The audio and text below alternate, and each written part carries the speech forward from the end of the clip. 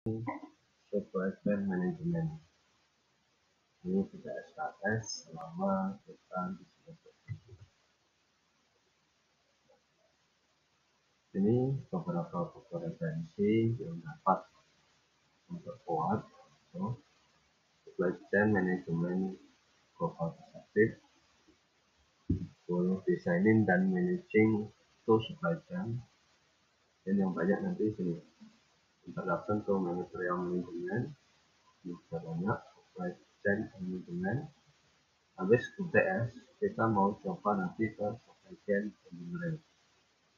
Dan nanti kita sebelum sampai UTS, kita banyak kolaborasi antara material management dengan supply chain management yang dari ASA, berarti supply chain Indonesia. Kita lihat tren bisnis dan industri. Mungkin di awal-awal tahun 50-an itu produksi itu sistem adalah mass production, artinya membuat barang sebanyak-banyaknya karena akan pasti laku. Dan tren tahun 60-an dia berubah menjadi new product, desain produk, pengembangan produk baru. Nah, sekarang tahun 70-an dia udah mulai memikirkan low cost manufacturing, kembang namanya lean manufacture, bagaimana kita mengurangi biaya-biaya dalam proses manufaktur. Tahun 80 tren bisnisnya adalah udah mengarah ke total quality service, bagaimana kita dalam produksi itu memperhatikan service ke customer kita. Tahun 90 lari ke speed dan customer relationship, intinya kecepatan produk kita sampai ke customer dan hubungan dengan customer. Tahun 2000-an sudah mulai berkembang sistem, dan tahun 2010-an kita mulai berkembang jadi value chain system. Nah, dari sini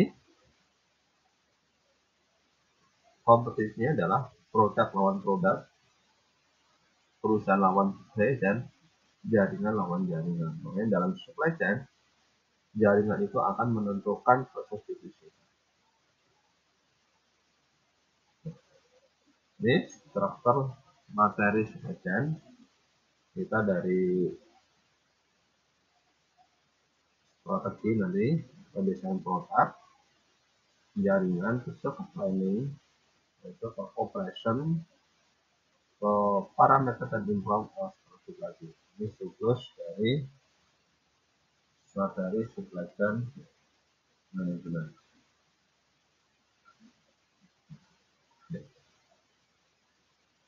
Sekarang alasan mau dibalik kebutuhan supply chain. Nah, yang pertama adalah perusahaan banyak melakukan outsourcing atau subcontracting. Artinya supply chain lebih kompleks, perlu pendekatan supply chain yang lebih komprehensif. Ya, di sini outsourcing itu jangan diasumsikan adalah pekerjaannya adalah outsourcing. Tapi dalam konsep supply chain yang dinamakan outsourcing adalah di mana sebagian proses yang tadinya dikerjakan secara internal dialihkan kepada pihak ketiga. Artinya perusahaan itu udah mulai ke core bisnisnya. Misalnya bisnisnya adalah di manufaktur, dia cuma ngurusin manufaktur. Perusahaan transportasi, pengiriman dia serahkan ke perusahaan lain. Itu yang dinamakan outsourcing dalam supply chain management. Nah, outsourcing ini terjadi terutama untuk proses yang dianggap bukan kompetensi inti dari perusahaan. Sebagai contoh tadi, perusahaan manufaktur, kegiatan penyimpanan barang atau gudang dan proses pengiriman itu bukan dianggap kompetensi inti, sehingga diserahkan kepada pihak ketiga. Nah, sistem ini mendorong maraknya perusahaan penyedia jasa logistik yang dikenal dengan istilah 3PL atau 4PL. Sehingga perusahaan-perusahaan yang khusus di bidang logistik akan marak yang dia core-nya adalah di khusus di jasa pengiriman atau penyediaan warehouse. Bahkan beberapa perusahaan kelas dunia hanya ini fokus pada pekerjaan produk dan pengelolaan merek, sehingga kegiatan produksinya dialihkan ke orang lain yang disebut dengan kontrak manufaktur, yaitu kegiatan produksi yang dilakukan oleh pihak ketiga. Kenapa ini dilakukan? Tujuannya adalah kita bisa mendapatkan produk yang bagus dengan biaya murah. Sebagai contoh kita lihat Apple. Apple itu dia cuma main di produk, brand. Siapa yang buat? Lihat pabriknya Apple ada di mana. Dia komponen dalamnya milik Apple semua. Seperti itu. Kemudian yang kedua adalah team based competition, artinya waktu untuk menjadi faktor kompetisi yang paling penting terutama untuk produk yang time sensitif. Artinya dengan adanya SIM ini diharapkan produk-produk itu tepat waktu ke customer, sehingga customer dapat terlayani dengan baik. Yang ketiga adalah persaingan pasar yang lebih ketat. Nah, persaingan pasar ini sehingga memerlukan upaya terintegrasi dan lintas organisasi untuk mengurangi biaya, menjaga kualitas, menjaga persediaan produk di pasar. Nah, bagaimana kita menjaga integrasi ini kalau kita bermain sendiri? Agak susah. Makanya perlu partner, perlu tim yang saling terintegrasi untuk menjaga produk itu sampai ke pasar dengan baik tanpa mengurangi biaya dan kualitas.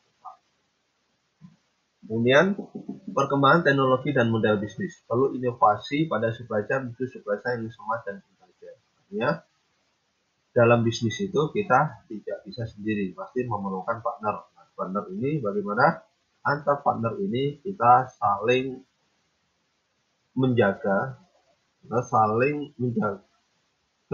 komunikasi hubungan sehingga bisa menuju supply chain yang smart dan intelijen. Nah, misi utama dari supply chain adalah deliver value, mengirimkan nilai ke customer. Artinya, customer itu bangga dengan produk kita, nilai, oh kita terlayani dengan baik. Sehingga dari situ akan meningkatkan kepercayaan customer pada kita. Kemudian, cost effective way, yaitu menekan biaya yang efektif. Ya, kita pengennya customer puas tapi dengan cost yang efektif.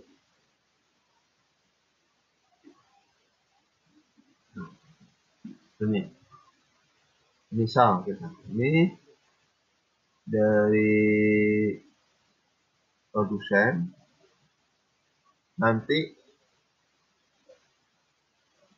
dari perusahaan dia akan memproduksi, setelah itu ke warehouse, setelah warehouse adalah akan pengiriman sampai nanti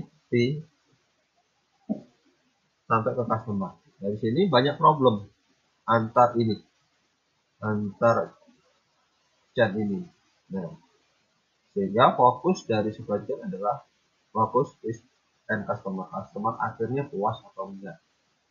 Nah, bagaimana menjaga puas ini? Nah, jaringan ini harus kita manage dengan baik. Nah, ini sebagai ilustrasi dari supply chain biskuit. Kalau kita lihat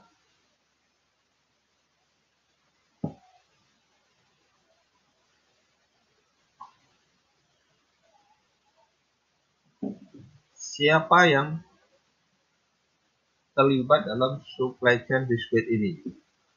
Yang pertama adalah penghasil gandum. Kedua, penghasil tebu. Tiga, penghasil garam. Empat, penghasil tepung terigu. Setelah itu di 5, ini adalah pabrik tepung terigunya, distributor garamnya, pabrik itu adalah nama gulanya, distributor garam, 8 adalah pabrik kaleng, 9 baru pabrik biskuit. Nah, bagaimana dia menjaga seperti ini? Ya, lumayan panjang. Nah, setelah itu 10 baru ke distributor baru ke supermarket, ke pasar bisa. Bagaimana ada tekadnya ya, jaringan itu banyak orang yang terlibat. Sehingga dalam supply chain ini dari 12, misalnya dari 11 perusahaan yang terlibat harus mempunyai koordinasi yang baik. Ini bagi kalau ini pabrik tekstil, garment sampai retail, ini lebih rumit lagi. Tapi mereka harus tetap bisa menjaga hubungan antar tim yang atau antar supplier yang tim yang ada di dalam jaringan ini. Artinya dari raw material, good network, production network, export, dan marketing semua harus bisa menjadi satu kesatuan dalam supply chain. Ini kalau kita ngomong ke otomotif. Otomotif itu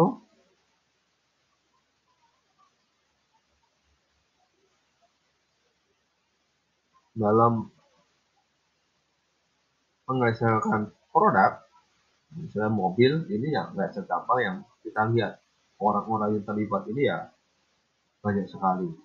Nah, ini manufaktur aja dia ada 57 plant untuk menghasilkan ke produk. Assembly-nya ada 19 plant. Nah, kalau mereka nggak punya koordinasi kerjasama baik, bagaimana mereka bisa menciptakan satu produk mobile. Ini kita lihat ini adalah produk mainan. Tadi produk mainan, orang yang terlibat itu, jaringan yang terlibat ini banyak sekali. Sama dari refinery, plastic company, desain mainan sendiri, nanti sampai assembling, sampai packagingnya, sampai nanti ke customernya. Ini kita lihat. Nah, dari sini dia order, logistiknya, billingnya, pembayaran. Nah, sini harus belajar MRP-nya, desainnya, material planningnya. Ini dari retail, ini adalah desainnya. Mungkin dari sini ada feedback, dia akan desain lagi. Jadi akan dikorekkan ketika assembly sampai menjadi produk yang laku di customer.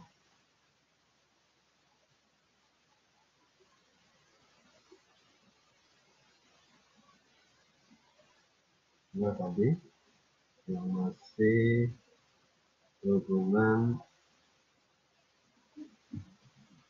dengan produk. Hanya di fase supply chain ada upstream, internal itu adalah di produksi, dan sebenarnya adalah di distributor sampai customer. Nah, di upstream itu dari biasanya namanya kita supplier sampai kita produksikan di perusahaan.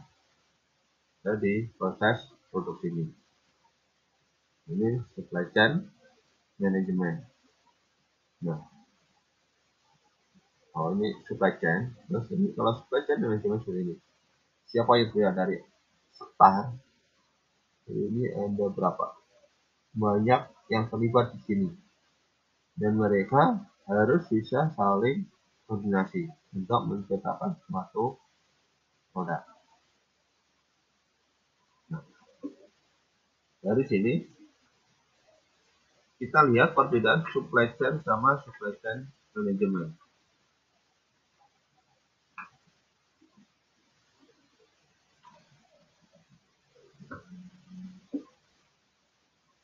Nah, supply chain itu adalah jaringan dari keterkaitan fasilitas dan aktivitas untuk menciptakan dan mengantarkan produk dan layanan pada konsumen akhir. Rantai pasokan barang di mana barang itu mengalir dari hulu sampai alir sebagai sebuah rantai mengikuti sejumlah pelaku dan sejumlah pihak. Atau kalau kita ngomong supply chain, dia adalah jaringan fisiknya. Jaringan ini dari supplier kedua, supplier satu, proses produksi, distributor, retail sampai customer, ini dinamakan jaringan. Nah, bedanya dengan supply chain apa? Supply chain manajemen yaitu pendataan total sistem untuk mengolah keseluruhan arus informasi, material, dan layanan dari pemasok bahan baku melalui pabrik dan gudang sampai konsumen akhir.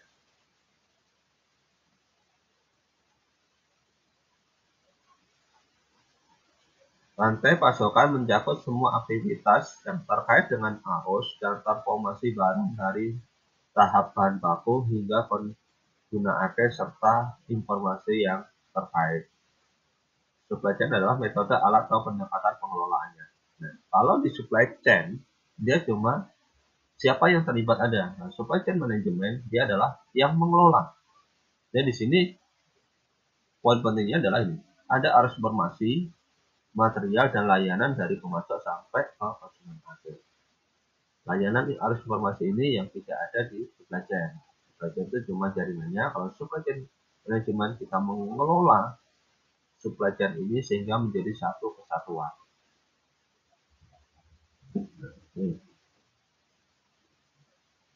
Nah, kita ngomong supply chain. Nih, di atasnya supplier, manufaktur, distributor, retail, customer itu dinamakan supply chain. Nah, tapi aliran produk, aliran informasi, aliran uang di dalam jaringan ini itu yang akan membentuk supply chain management. Jadi sama ya tadi supplier ini jaringannya. Kalau kita ngomong jaringan, dia akan mengomongkan supply chain. Kalau kita ngomong aliran proses produk informasi and fund uang, nah ini kita akan ngomong masalah supply chain management.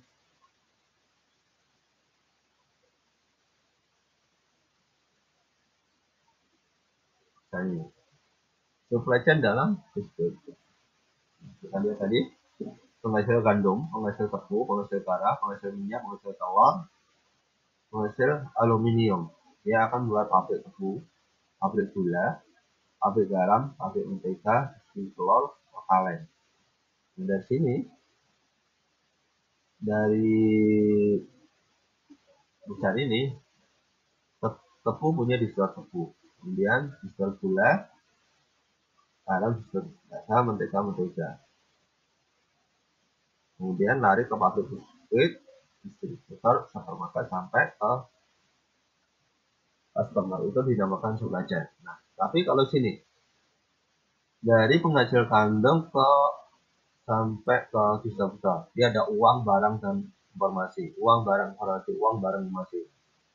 Pengelolaan ini akan menjadi dalam dinamakan supply chain management. Sama. Setiap ada informasi tentang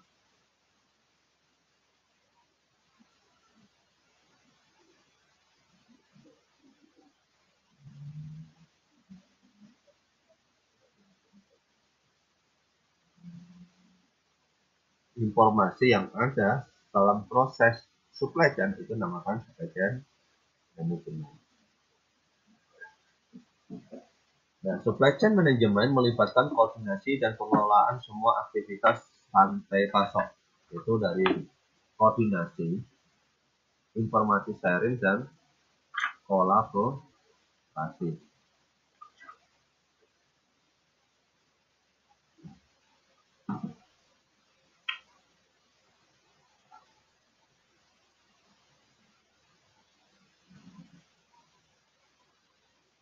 Nah, kalau koordinasi itu supply chain management melibatkan koordinasi pergerakan barang dan jasa melalui rantai pasokan, mulai dari pemasok hingga produsen hingga distributor hingga pelanggan akhir. Ini juga mencakup pergerakan barang kembali ke rantai pasokan karena produk dapat dikembalikan.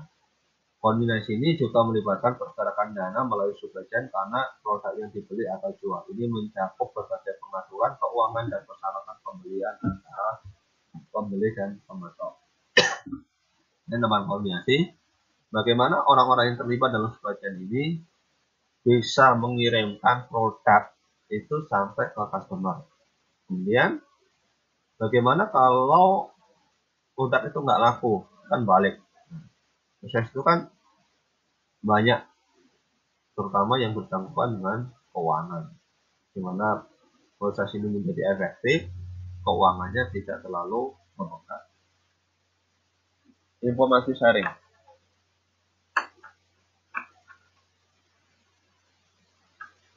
Yaitu, supply chain membutuhkan pembagian informasi yang relevan antar anggota rantai pasokan. Ini termasuk perkiraan permintaan dan penjualan data penjualan, kampanye promosi yang direncanakan, dan tingkat inventaris. Pertimbangkan bahwa produsen harus tahu apakah retail merencanakan kampanye iklan untuk memastikan produk itu diusul. Jika tidak, pengecer mungkin kehabisan stok. Demikian pula pemasok, produsen harus menyadari rencana produksi yang meningkat untuk menyediakan komponen yang cukup. Berbagai informasi ini memungkinkan seluruh rantai bekerja bersamaan. Hanya dalam ada beberapa perusahaan yang mereka membagi beberapa datanya ke supplier, misalnya itu. Nah, mereka membagi data itu ya, berarti kan supplier yang sudah dianggap percaya. Kemudian apa yang mereka bagi adalah mungkin stok. Kalau saya dulu perusahaan itu, kan kita stok minimal misalnya tinggal berapa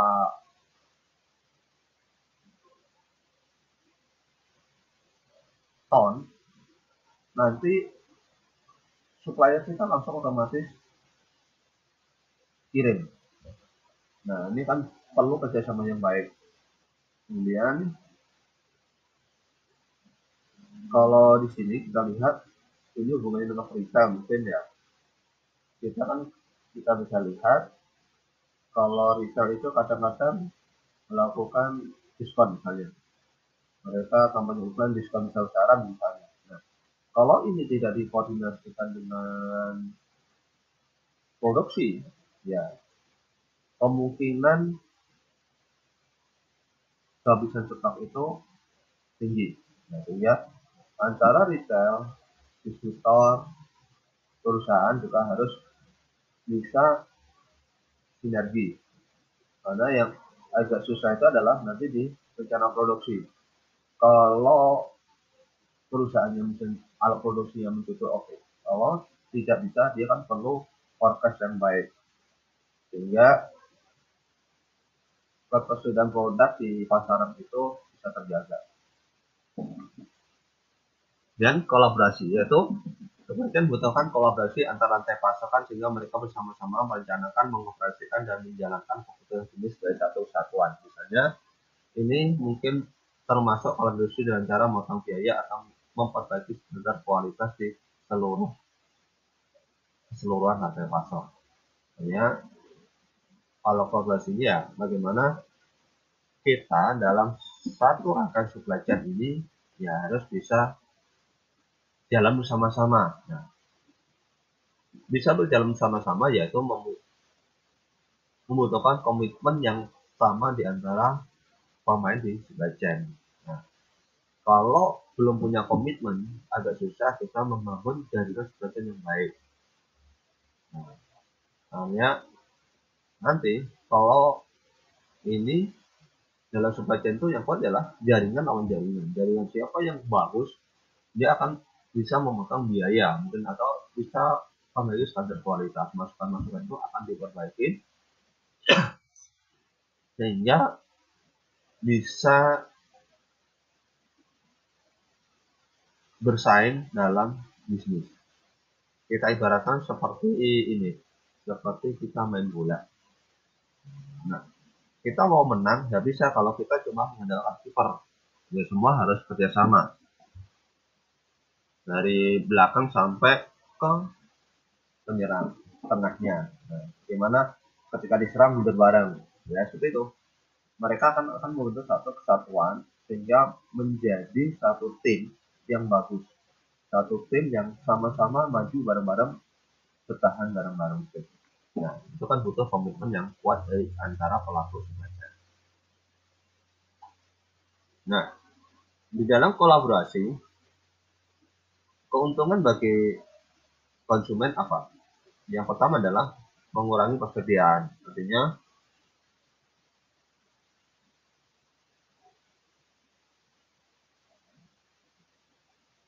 tidak ada stok yang berlebih. Jadi meningkatkan pendapatan. Bisa saja ketika mereka ada, ini artinya bukan consumer retail ya, misalnya. Nah, ada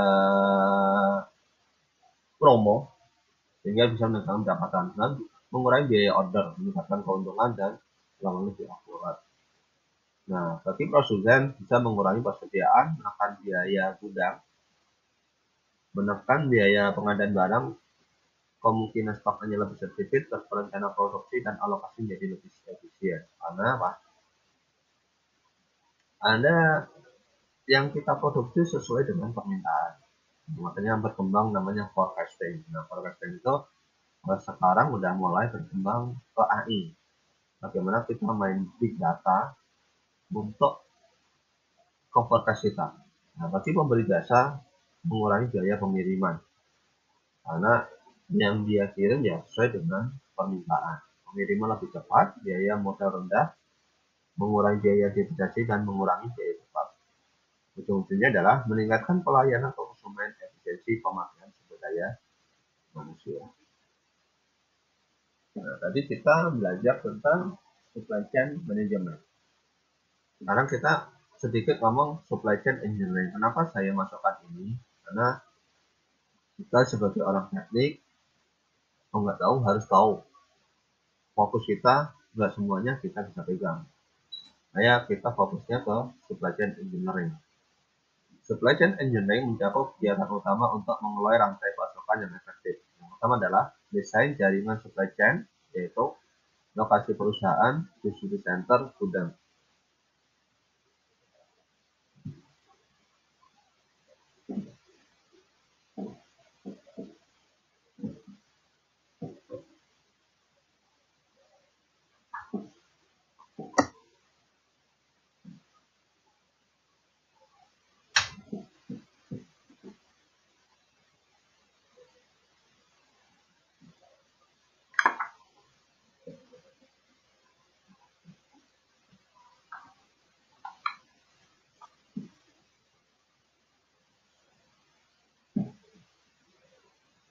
Artinya bagaimana kita membuat jaringan supply chain menjadi lebih efektif.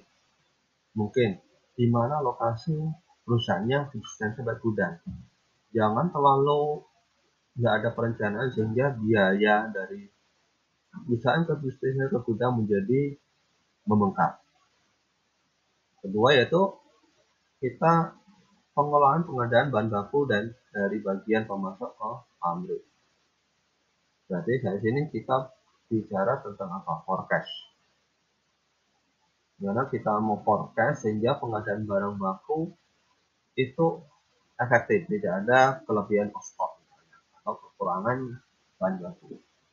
Yang ketiga adalah pengolahan produksi dan pemecahan barang jadi untuk memenuhi permintaan pelanggan, di mana kita mengolah produksi dan di warehouse sehingga barang itu bisa sampai sesuai ke pelanggan atau sesuai dengan seperti yang ditentukan oleh pelanggan.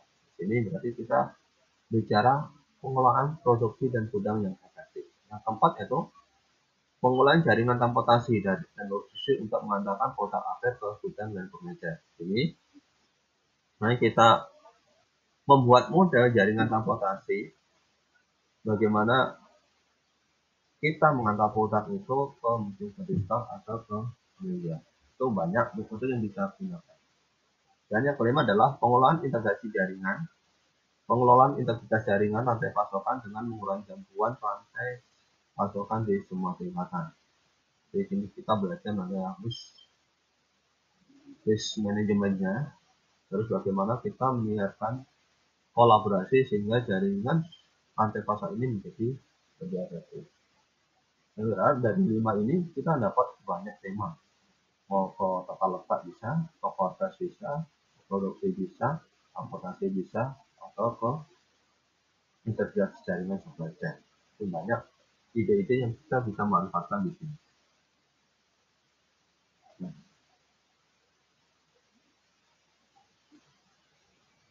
ini upstream dan downstream direction. Nah, gambarnya kurang jelas, tapi ada di sini. Kalau upstream itu ada di sini, di depan ya. Dia aliran barang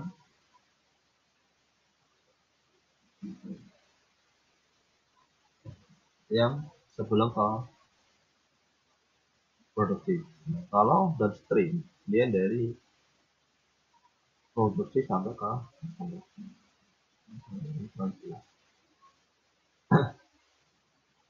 nah, downstream flow yaitu dari supplier, manufaktur, wholesaler dan retail. Ini yang jaringan fisik. Nah, upstream flow yaitu jaringan informasi, yaitu retail, wholesaler, manufaktur, supplier. Manajer pembelian bertanggung jawab untuk memastikan bahwa pemasok yang tepat dipilih. Mereka memiliki harapan kinerja mekanisme kontrak yang sesuai dikerjakan dan hubungan yang baik yang dipertahankan. Nah, downstream flow adalah aliran fisiknya, upstream flow adalah aliran informasinya. Kita juga mengenal namanya integral vertikal integrasi dan lateral integrasi. Integrasi vertikal adalah dengan membawa aktivitas supply di dalam dan menempatkan di bawah manajemen perusahaan. Nah, kalau integrasi vertikal adalah semua dimasukkan dalam satu bisnis dia. Artinya semua, misalnya kalau kita ngerti biskuit, itu kan ada 11 jaringan yang berlibat. Nah, dalam konsep integral, semua itu akan dikuasai menjadi satu perusahaan. Ya, misalnya kalau dia pabrik biskuit, berarti dia akan punya pabrik garam punya, terus pabrik gula punya, semua dia kuasai. Keuntungannya adalah apa? Kontrol. Karena semua dalam satu tim, satu perusahaan, maka kontrolnya akan enak. Sehingga kebutuhan waktunya akan semakin, kebutuhan bahan baku nggak ada terkendala. Itu keuntungan. Tapi kerugiannya apa? Biasanya adalah kosnya besar. Nah, integrasi lateral. Tentu saja ketika pemilihan korporat berubah alih-alih menjadi melakukan transaksi berbagai aktivitas. Artinya perusahaan itu akan menetapkan part bisnisnya di mana. Dia akan fokus di part bisnisnya saja. Yang lain, yang itu cuma pendukung, dia akan dioperasikan. Manfaatnya adalah apa? Skala dan cakupan ekonomi, fokus dan keahlian bisnis, komunikasi, dan kompetensi produk. Tantangan bisa mencoba siap. Artinya gini, kalau kita udah ke core bisnis, berarti kan keahlian kita di situ, sehingga kompetensinya akan lebih baik. Beda dengan sini, karena semua dikuasai, belum tentu semuanya bisa berjalan dengan baik. Karena kalau kita menggunakan outsourcing, kita bisa mencari misalnya outsourcing yang terbaik, dari situ costnya bisa ditekan. Di sini kita nggak bisa ditekan. Karena apa? Dia masih satu perusahaan. Walaupun ada manfaatnya, tantangannya juga banyak. Itu harus bisa menjalankan kegiatan-kegiatan atau prosesnya dari dulu sampai hilir. Ini tantangannya, harus bisa sinkron. Mereka harus bisa bekerja sama dengan kita sampai dari proses dulu sampai hilir. Nah, kalau dengan seperti ini, proses supply chain manajemen, dia adalah lari ke integral integrasi lateral, artinya mulai perusahaan itu fokus ke core bisnis masing-masing.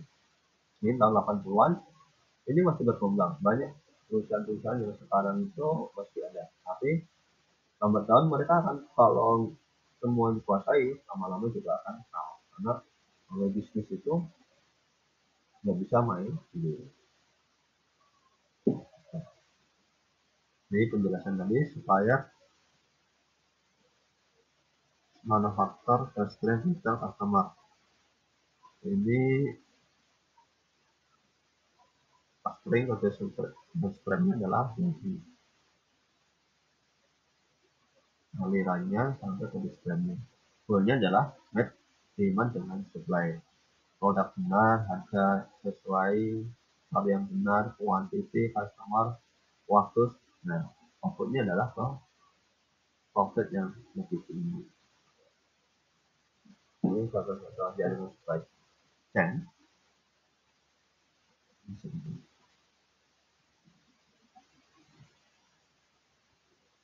The supplier, manufaktur, distributor, customer, ini cost. Nah, dari ini bagaimana kita bisa menekan cost sehingga profit kita bisa meningkat. Ini tadi.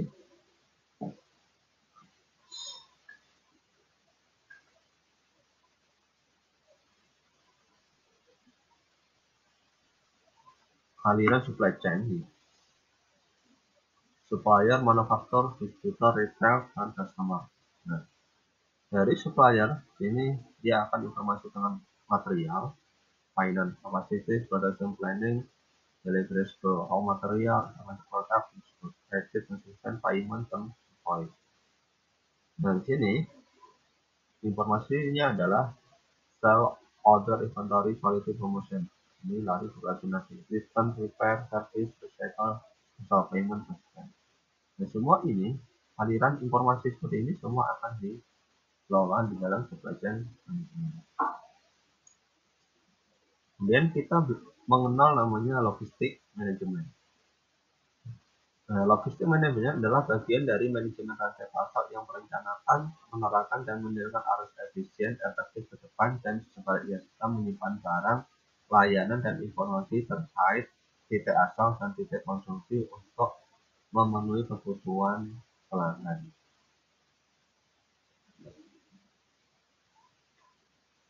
Kalau kita ngomong logistik manajemen, dia akan cuma sini. Manufaktur ke logistik itu ke material manajemennya atau ke distribusi manajemennya. Dia nggak masuk ke support ke manufaktur juga. Namanya ada inbound logistic function dan outbound. Kalau inbound itu yang masuk ke produksi, outbound itu yang dari warehouse ke customer.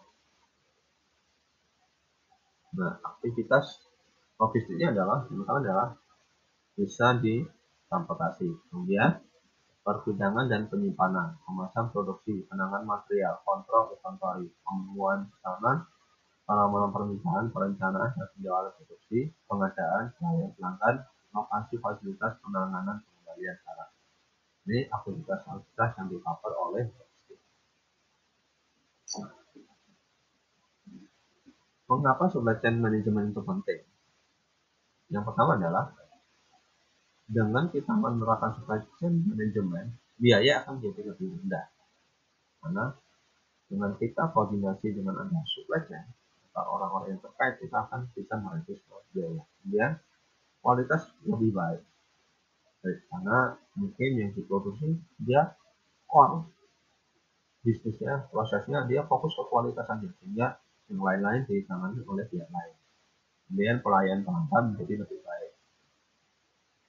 Kemudian bisa reduce bull effect, yaitu mengurangi safety stock melalui koordinasi dalam perencanaan dan sharing informasi. Dengan sharing informasi, bullshit effect ini dapat dikurangi, yaitu permintaan yang tiba-tiba. Misalnya tadi retail tahu-tahu akan mengandalkan promo. Nah, jadi kalau ini bagian manufaktur nggak tahu dan dapat sharing informasi, ya dia akan kewalahan dengan adanya efek. Dan sini share informasi dalam bentuk perencanaan itu menjadi penting. Kemudian, kolaborasi dalam perencanaan, pengamanan, dan penambahan kegiatan untuk mengurangi efek dan mengarah pada layanan pelanggan yang lebih baik. Biaya persediaan yang lebih rendah, kualitas yang lebih baik, mengurangi waktu siklus, metode produksi yang lebih baik, dan manfaat lain. Banyak yang kita bisa ambil dari implementasi supply chain management. Ini salah satu contoh. Ini namanya forecast. Nah, ini dari production plan, ya forecastnya seperti ini. Kemudian dari retail,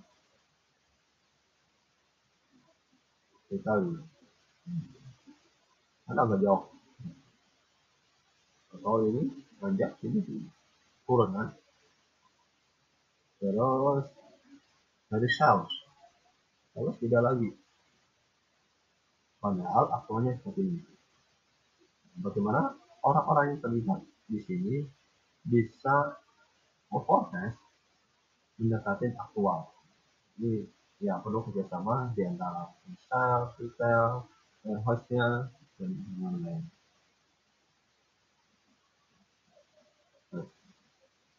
Sehingga dari sini kita akan dapat seperti ini.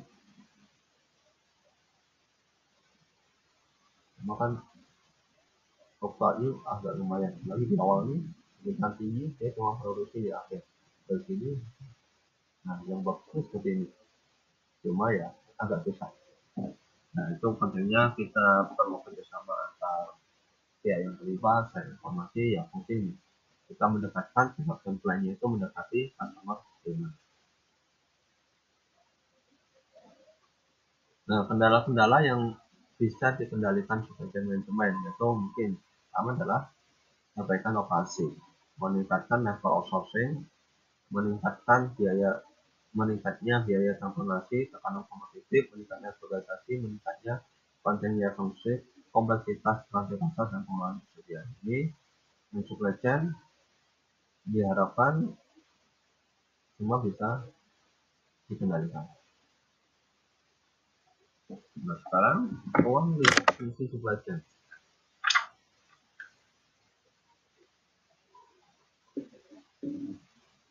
Yang pertama adalah di product development, yaitu di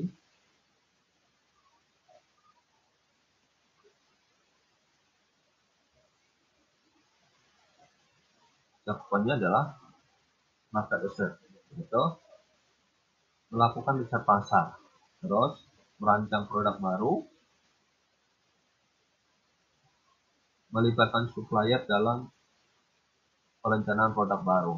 Jadi ketika merancang produk baru, kita perlu riset.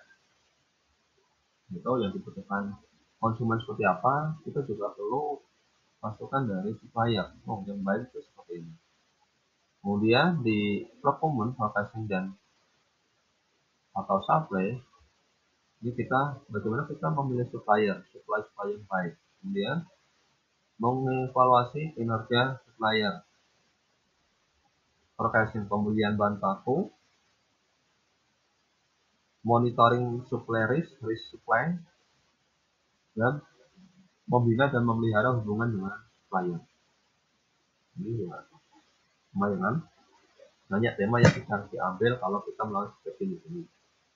Kemudian di planning dan kontrol, kita ngomong demand planning, peramalan permintaan, kapasitas planning, produksi dan inventory planning, planning. Kemudian di produksi, eksekusi produksi dan kualitas. Ya, distribusi, perencanaan jaringan distribusi, penjawalan pengiriman, retail party logistik. Ini ya, kita mencari dan melihat hubungan dengan perusahaan jasa pengiriman, memonitor service level di tiap pusat distribusi. Kemudian, perancang saluran pengiriman produk, kemudian penjawalan pengambilan, proses disposal, penentuan harga produk, return dan lain-lain. Ini ya kalau kita mau fokus, banyak supply chain itu yang bisa dikerjakan. Terus dari sini kita kalau mau industri, tema-tema yang kita gunakan banyak yang bisa kita ambil. Elemen penting dari supply chain. Nah, dari supply chain yaitu manajemen supply. Kita bisa melihat supplier evaluasi, supplier certification, strategi, partnership. Dan di partnership kita bisa ngomong demand management, MRP, ERP, vendor visibility, just in time, SDM. Kemudian di logistik kita ngomong time management, transportasi, customer relationship management, jaringan distribusi, paket order fulfillment, global supply chain, service response, logistik.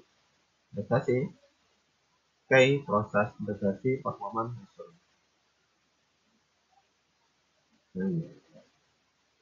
Kita ambil contoh.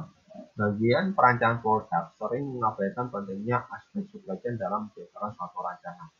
Akibatnya tanpa disadari biaya persediaan menjadi tinggi, namun di sisi lain tingkat customer service relatif rendah. Sebuah perusahaan di printer di Amerika membuat printer untuk didistribusikan ke pelanggan di berbagai negara.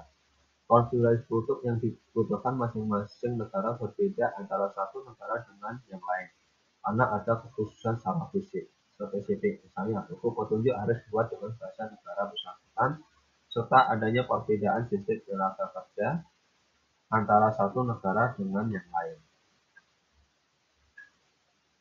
Awalnya semua produk dikerjakan di Amerika, kemudian setelah selesai produk tersebut dikirim langsung ke distributor di masing-masing negara. Karena produksi di Amerika dilakukan atas dasar ramalan, seringkali produk yang dikirim ke suatu negara terlalu banyak. Namun di sisi lain di negara lain menjadi kekurangan, karena konfigurasi fisik untuk tiap negara sudah dilakukan di pabrik di Amerika. Kelebihan produk suatu negara tidak bisa dikirim untuk memenuhi kekurangan di negara lain. Perusahaan ini kemudian mengubah rancangan produk serta proses pembuatan printer tersebut. Hanya bagian standar yang dibuat di Amerika sedang konfigurasi dikerjakan di masing-masing negara. Konfigurasi akhir baru dilakukan pada saat permintaan sudah pasti. Apabila kiriman dari Amerika lebih, produk tersebut bisa dikirim ke negara lain. Cara ini meningkatkan presisi sehingga bisa mengurangi permintaan terhadap maupun kekurangan di sepanjang supply chain.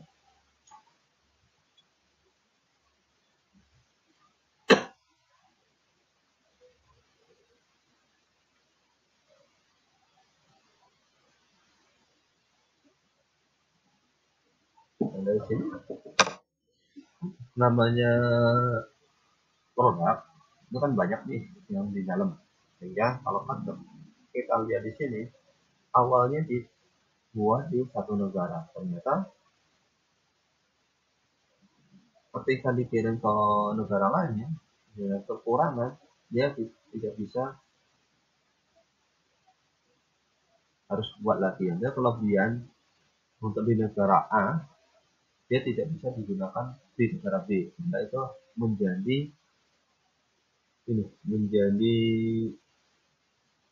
buat biaya menjadi tinggi. Nah, dari sini perusahaan mengubah sistemnya. Oh bagaimana? Misalnya yang ada misalnya di printer itu yang utama apa? Itu dia cuma buat yang itu aja, karena kalau itu yang utama bisa dibuat di semua negara bisa dipakai, sehingga yang konfigurasi yang menyesuaikan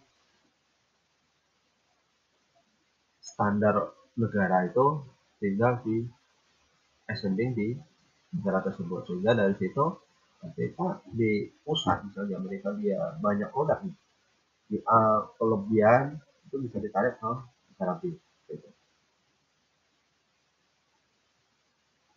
Kemudian jenis aktivitas dari supply chain yaitu ada aktivitas dan aktivitas media pasar. Titik itu sih pengiriman pabrik, material pekerjaan, produksi, penyimpanan material atau produk, distribusi transportasi, pembelian produk. Dan aktivitas media pasar, riset pasar, pengelolaan modal, penetapan harga diskon, pelayanan purna jual, pengelolaan siklus hidup produk. Nah ini urusan-urusan terkait supply chain. Kalau kita ngomong ke supply chain, dia akan lebih kecenderung ke strategis. Ya udah mulai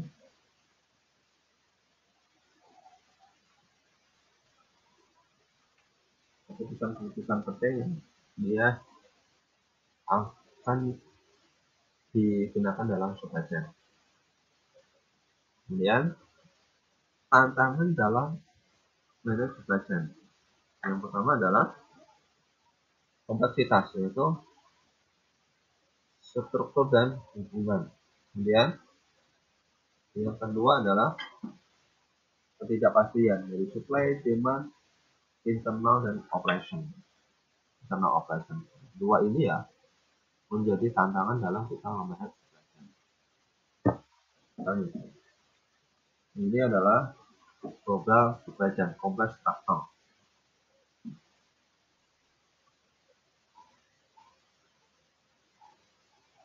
Maka kita lihat customer-nya ada di mana? Customer-nya ada di beberapa negara, warehouse-nya ada di beberapa negara. Terus produksinya ada di luar. Ada di sini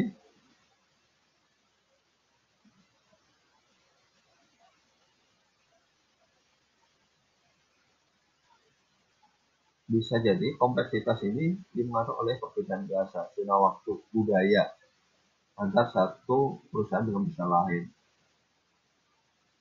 Misalnya, perusahaan manusia harus membeli barang baku di Eropa karena perbedaan kepentingan antara mereka lebih sulit dicari titik temunya akibat perbedaan tiga hal ini. Artinya, ya ini bagaimana kita memanage jaringan kita di seluruh dunia. Ya, banyak faktor-faktor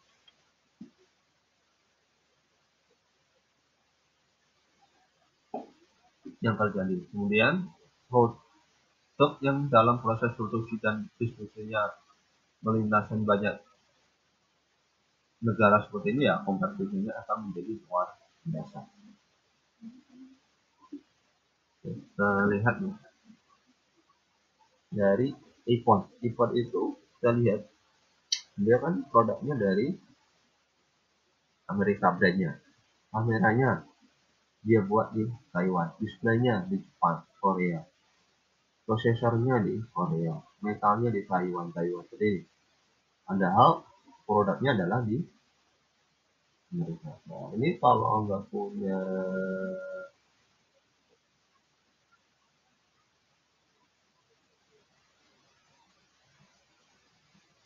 ini ya, nggak punya hubungan yang bagus, akan susah memanage yang di sini. Kemudian yang kedua adalah nanti ketidakpastian. Misalnya ketidakpastian pemasok, nanti waktu kirim, terlambat kualitas, harga, ketersediaan, dengan bahan baku. Di internal, maksudnya di internal, misalnya dia produksinya, kualitas, availability-nya. Ini terus ketidakpastian permintaan, jumlah, jenis, lokasi.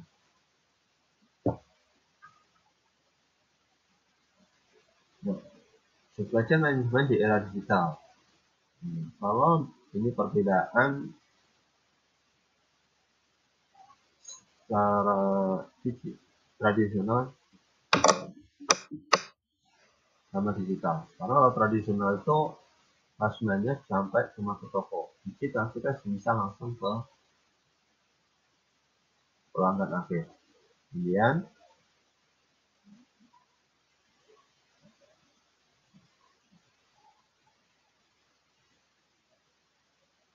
ini lebih mahal di biaya pengiriman, lebih murah dari biaya toko. Ini lebih mahal dari biaya toko, lebih murah dari biaya toko. Ini lebih murah dari biaya sistem akan jadi mahal karena ini akan laporan sistem informasi itu akan berperan dalam sebagian. Kemudian lebih sedikit data di sini, data itu bisa diolah. Sehingga dari data ini kita bisa melamalkan kualitas kita, kebutuhan pelanggan kita, manfaat AI akan semakin besar. Nah, kemudian tren dalam elemen supply chain. Dalam forecasting misalnya long term relationship, artinya hubungan jangka panjang nanti. Supplier management, performance dengan adanya supplier evaluasi, supplier sertifikasi pihak ketiga atau internal untuk memastikan kualitas proses dan layanan. Setelah itu kita bisa evaluasi masih bagus enggak, atau spesifikasi dari ketiga untuk memastikan supaya itu memang produknya berkualitas dan sesuai dengan persyaratan yang kita inginkan. Dan di sini akan ada strategi partnership, yaitu hubungan sukses dan saling percaya dengan kinerja terbaik supplier. Ini dari evaluasi supplier ini nggak harus bisa kita namanya training supplier, meningkatkan kualitas supplier ini sesuai dengan yang kita harapkan.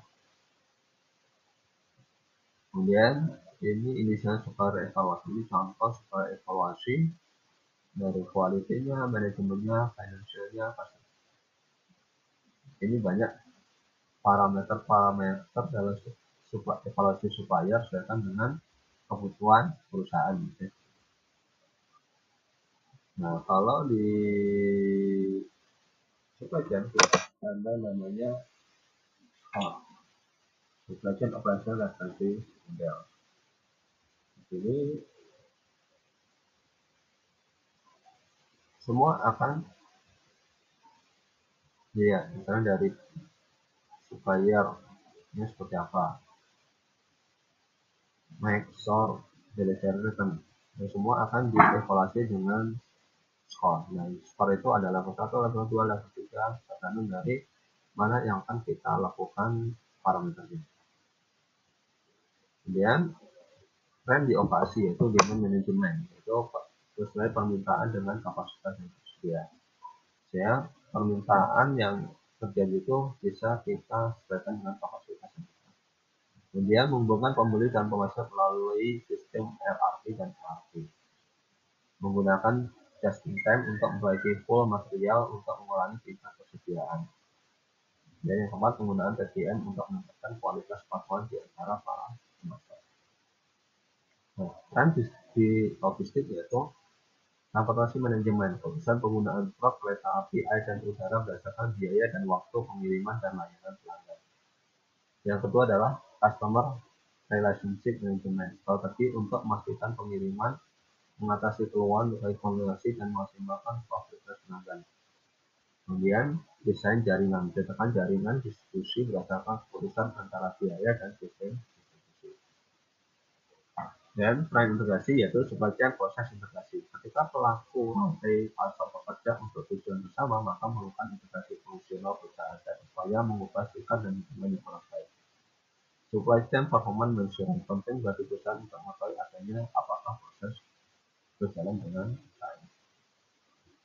Ini selected elemen dalam supply chain, desain, order management, production management, inventory management, distribusi manajemen, production, schedule, recovery, dan recycle. Atau distribusi, jadi internal supply chain dengan single company.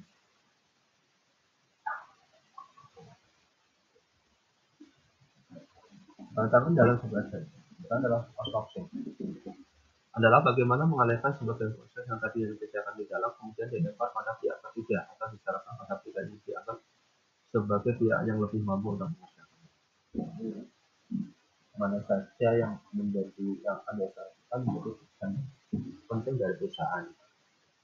Kenapa? Satu, tantangan yang kita hadapi ketika pindah dari vertikal integrasi ke outsourcing adalah bagaimana dengan pihak ketiga kita tetap bisa mensinkronkan kegiatan-kegiatan atau proses-proses dari dulu sampai hilir. Bisa enggak?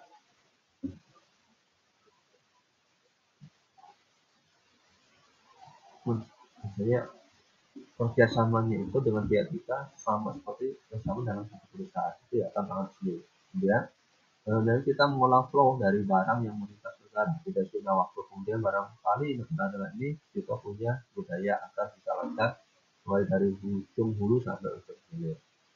Operasi yang lebih banyak menciptakan kemudian dalam supply chain di dalam kegiatan produksi, di dalam kegiatan pengiriman mereka yang mengelola gudang, inventaris, dan sebagainya.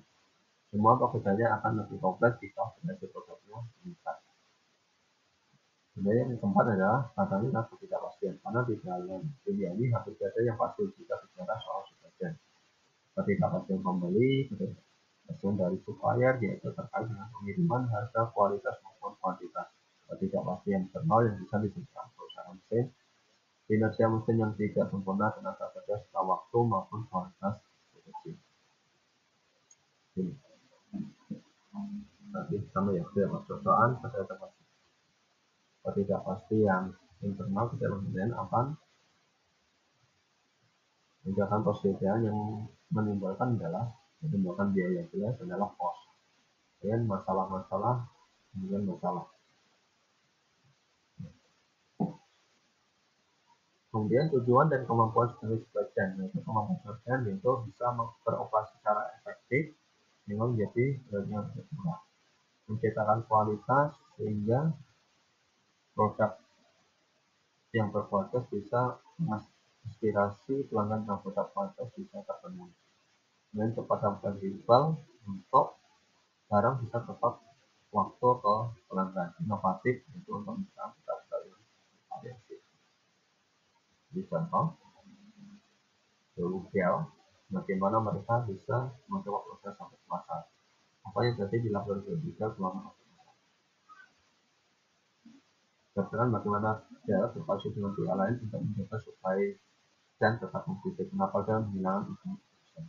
Ini bisa menjadi tadi diskusi kita, bagaimana kita dari sini bisa menggambarkan bagaimana supply chain itu. Terima kasih. Menolak tentang supply chain manajemen. Assalamualaikum warahmatullahi wabarakatuh.